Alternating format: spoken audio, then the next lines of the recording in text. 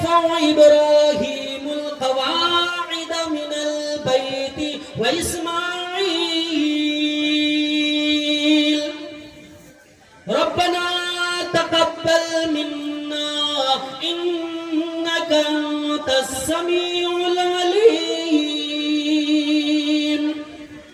اے میرے پیغمبر خانہ کعبہ کی تعمیر کر لیجئے. انجینئر باپ ابراہیم علیہ السلام، مزدور اینٹ گاڑے اٹھانے والے ذبیح اللہ اسماعیل علیہ السلام،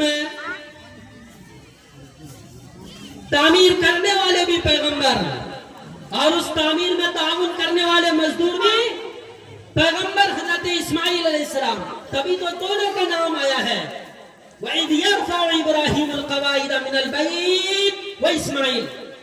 خانہ کعبہ کی تعمیر ہوتی جا رہی ہے، جو دیوار اونچی ہوتی جا رہی ہے. سیڑھی کا زمانہ نہیں، لفٹ کا زمانہ نہیں، ایک بڑا پتھر ہے. حضرت ابراہیم علیہ السلام دونوں پیر اس کے اوپر رکھتے ہیں بغیر کسی بجلی کے، بغیر کسی کنیکشن کے. وہ جو دیوار اونچی ہوتی جا رہی ہے وہ پتھر بھی اوپر ہوتا جا رہا ہے.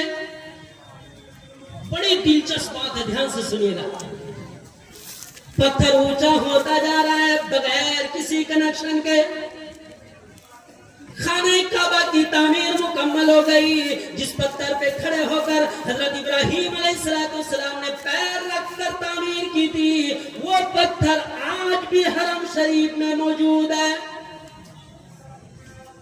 جو لوگ حج عمرہ کو گئے ہیں، مقام ابراہیم کے نام سے بالکل بیت اللہ ہے نا کالا جو ہم لوگ فوٹو میں دیکھتے ہیں، بالکل اس کے سینٹر میں تھوڑی دور پر ایک بہت خوبصورت کھول بنا ہوا ہے پیتل اور سونے کے پانی سے، اور اس کے اندر وہ پتھر آج تک رکھا ہوا ہے. اللہ تبارک و تعالیٰ کو اس پتھر پہ کھڑے ہو کر تعمیر کرنا اتنا پسند آیا، قیامت تک آنے والے انسانوں کے لیے اس کو نشانی بنا دیا ہے کہ طواف کرنے کے بعد 2 رکعت نماز مقام ابراہیم کے پاس حاجی یا عمرہ کرنے والے کو پڑھنا پڑے گا. اب پھر شکریہ منائیے کرم اللہ کا. جب میں نے طواف کر لیا، عمرے کا طواف 7 چکر میں نے مکمل کر لیا، کرم اللہ کا، بڑا فضل اللہ کا، مقام ابراہیم کے بالکل متصل میں نماز پڑھنے کا موقع ملا. میں نے بڑی آسانی اور پیار سے 2 رکعت نماز پڑھی. بولیے الحمدللہ. اللہ آپ لوگوں کو بھی وہ مقام دکھائے. میں آئیڈیا دیتا جاتا ہوں، تھوڑا شوق پیدا کیجئے اپنے دل میں. بزرگوں، کوئی شوق دیتا ہے ممبر بننے کا، کوئی شوق دلاتا ہے پردھان بننے کا، MLA MP بننے کا، امیر ترین مالدار اور دولت مند بننے کا. میں آپ کو شوق یہ دلاتا ہوں، میری بات کو آپ اپنے دل میں اور سینے میں اور دماغ میں لکھ کر لے جائیے کہ آپ مریں گے اس وقت تک نہیں جب تک حج یا عمرہ نہیں کر لیں گے. کریں گے انشاءاللہ. 70-80 ہزار کوئی مشکل نہیں ہے. دیکھ کر آئیے ابراہیم علیہ السلام کون سے پتھر پر کھڑے ہو کر خانہ کعبہ کی تعمیر کر رہے ہیں. خانہ کعبہ کی تعمیر ہو گئی. جب تعمیر مکمل ہو گئی تو حضرت ابراہیم علیہ السلام کعبے کے چھت پہ کھڑے ہو کر دعا کرنے لگے. مشہور دعا میں یاد ہے، آپ سب کو بھی وہ دعا یاد ہے. ربنا تقبل منا انک انت السمیع العلیم. ربنا تقبل منا انک انت السمیع العلیم. اے میرے پروردگار، او میرے پالنہار، اے پورے نظام کائنات کا مالک، او میرے اللہ، او اللہ الصمد، او لم یلد او لم یولد. اے میرے اللہ، آپ کے حکم کے مطابق، آپ کے ڈائریکشن کے حساب سے، آپ کے فرمان کے مطابق ہم نے خانہ کعبہ کی تعمیر کر لی. اے میرا رب، میرا جی خوش ہو گیا، میرا دل خوش ہو گیا. میرا رب، میں یہ چاہتا ہوں کہ آپ سے کوئی ایک انعام مانگوں. سمجھ رہے ہیں؟ بڑی پیاری بات ہے، سنیے گا. میں ڈائریکٹ قرآن حدیث کی بات سیٹ کر دوں. اے میرے پروردگار، میں نے خانہ کعبہ کی تعمیر مکمل کر لی. میرا جی چاہتا ہے آپ مجھے انعام دیں. عرش مولا سے آواز آئے گی، او میرے دوست، او خلیل اللہ، اللہ و ابراہیم علیہ السلام مانگو کیا مانگتے ہو؟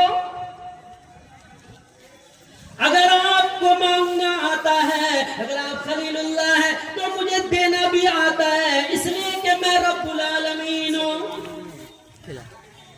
آپ مانگ سکتے ہیں، میں دے نہیں سکتا۔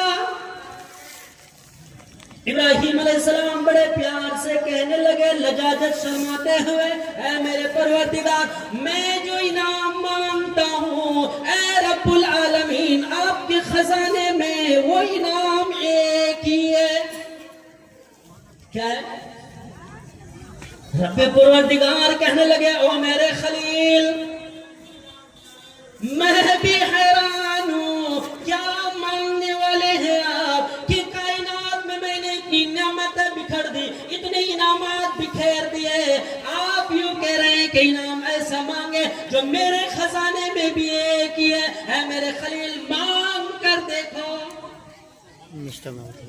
اللہ تبارک و تعالیٰ نے اس دعا کو، اس انعام کی درخواست کو قرآن کریم میں نقل کیا، ربنا وبعث فیہم رسولا منہم، اے میرے پروردگار، میرے بازو میں میرا بیٹا اسماعیل کھڑا ہے، ان کی نسل میں ایک پیغمبر مانگتا ہوں۔ بڑی گہری بات ہے۔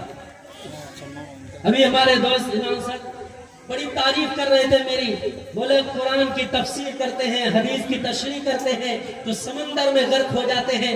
حقیقت میں تو کہہ نہیں سکتا کتنا ہوں، لیکن اتنا ضرور ہوں کہ میں تفسیر قرآن اور درس قرآن سے منسلک ہوں۔